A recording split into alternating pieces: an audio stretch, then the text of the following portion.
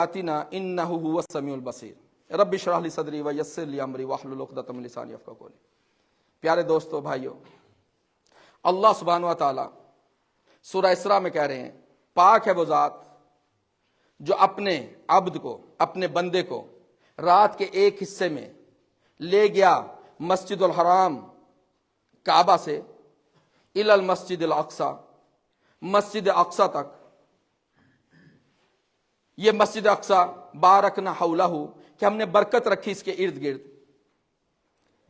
اور یہ سفر کیوں کرایا؟ لنوریہ من آیاتنا، کہ ہم اپنے بندے کو اپنی کچھ آیتوں میں سے آیات دکھا دیں۔ اب اس مسجد کے ارد گرد اللہ نے برکت رکھی، اور محمد صلی اللہ علیہ وسلم نے ہمیں بتایا کہ برکت کیا ہے اور یہاں پہ کیا ہوگا اور کیوں ہوگا۔ حدیث ہمیں ملتی ہے ترمذی میں، عن زید بن ثابت رضی اللہ تعالیٰ عنہ قال کنا عند رسول اللہ صلی اللہ علیہ وسلم، کہ ہم صلی اللہ علیہ وسلم کے پاس موجود تھے۔ نؤلف القرآن من الرقاء، ہم قرآن کو اکٹھا کر رہے تھے، جمع کر رہے تھے، جلد چڑھا رہے تھے یا اس کے ورقوں کو اکٹھا کر رہے تھے، جوڑ رہے تھے۔ فقال رسول اللہ صلی اللہ علیہ وسلم، تو رسول اللہ صلی اللہ علیہ وسلم نے کہا طوبی للشام، خوشخبری شام کے لیے۔ تو صحابہ نے کہا لأی ذالک یا رسول اللہ صلی اللہ علیہ وسلم، محمد صلی اللہ علیہ وسلم یہ کس لیے یہ خوشخبری دی جا رہی ہے؟ قال لأن ملائکۃ الرحمن باسطۃ باجنحتها علیہا، یہ اس لیے کہ اس شام کی زمین کے اوپر فرشتے اپنے پر پھیلائے ہوئے ہیں۔ کس کے فرشتے؟ رحمان کے فرشتے۔ یہاں پہ اللہ کے نبی محمد صلی اللہ علیہ وسلم نے یہ نہیں کہا کہ اللہ کے فرشتے، تمہارے رب کے فرشتے، کہا رحمان کے فرشتے، یعنی رحمت کے ساتھ اللہ نے اپنے فرشتوں کو کہا کہ یہاں پہ اپنے پروں کو پھیلا دو۔ کیوں؟ کیونکہ یہ وہ جگہ ہے، اگر ابراہیم علیہ السلام سے لے کر عیسیٰ بن مریم تک دیکھیں تو تمام انبیاء یہاں پر آئے، بشارتیں لے کر آئے، خیر لے کر آئے۔ لیکن اس کے ساتھ ہی اللہ سبحانہ تعالیٰ میں ایک اور بات بتاتے ہیں، ان الشیطان لکم عدو فاتخذوہ عدوا، شیطان تمہارا دشمن ہے، اس کو اپنا دشمن جاننا۔ تو ان شیطانوں نے، وہ انسان ہو یا جن ہو، انہوں نے انبیاء کے خلاف پروجیکٹ تیار کیے۔ یہ وہی زمین ہے جس کے اوپر یحییٰ علیہ السلام کا سر قلم ہوا، یہ وہی سرزمین ہے جس کے اوپر زکریا علیہ السلام کو پتھر مار مار کے شہید کیا گیا، یہ وہی زمین ہے جس کے اوپر زائیہ، آموس، سیموئل، کتنے ہی انبیاء کو قتل کیا گیا، الیاس علیہ السلام کو قتل کرنے کی کوشش کی گئی۔ یہ وہی سرزمین ہے جس کے اوپر عیسیٰ بن مریم کو قتل کرنے کی کوشش کی گئی۔ تو اللہ سبحانہ و تعالیٰ نے اس زمین پر برکت رکھی، ساتھ ہی شیطان کا بھی بتا دیا۔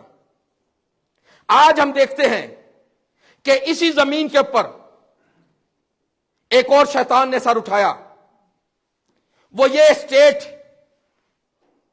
یہ قبضے والی اسٹیٹ جس کا نام اسرائیل ہے، یہ شیطان کا سینگ نیتنیاہو اور دوسری طرف بائیڈن،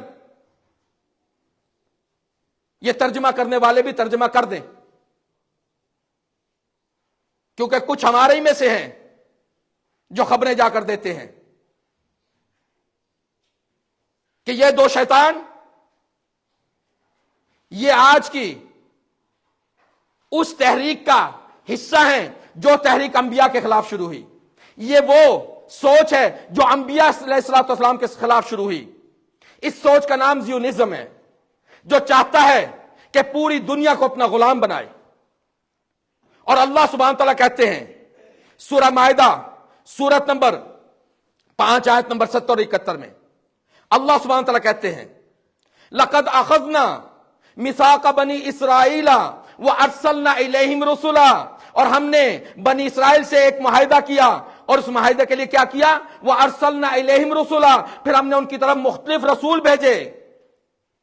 كُلَّمَا جَاءَهُمْ رَسُولٌ بِمَا لَا تَهْوَىٰ أَنفُسُهُمْ، اور جب بھی کوئی رسول آتا، ایسا پیغام لے کے آتا جو ان کی مرضی کے خلاف ہوتا، فَرِيقًا كَذَّبُوا وَفَرِيقًا يَقْتُلُونَ، تو ایک گروہ کو وہ جھٹلا دیتے اور ایک گروہ کو وہ قتل کرتے. وحسبوا آیت نمبر 71.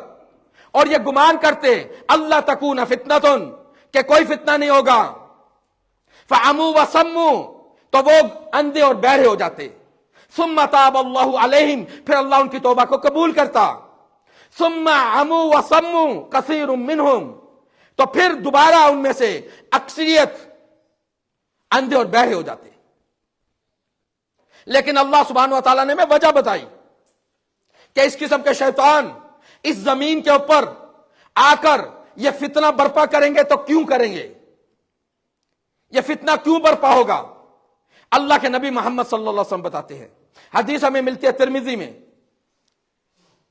قال رسول اللہ صلی اللہ علیہ وسلم, محمد صلی اللہ علیہ وسلم کہتے ہیں والذی نفسی بیدہ لتامرن بالمعروف ولتنہون عن المنکر او لا یشرکن اللہ یبعث علیکم عقابا ثم تدعون فلا یستجاب لکم. اللہ کے نبی صلی اللہ علیہ وسلم نے قسم کھائی کہ قسم ہے اس ذات کی جس کے قبضہ قدرت میں میری جان ہے, تم امر بالمعروف اور نہی عن المنکر کرتے رہنا, نہیں تو اللہ تمہارے اوپر اپنی طرف سے عذاب مسلط کر دے گا. پھر تم دعائیں کرو گے تمہاری دعا قبول نہیں ہوگی.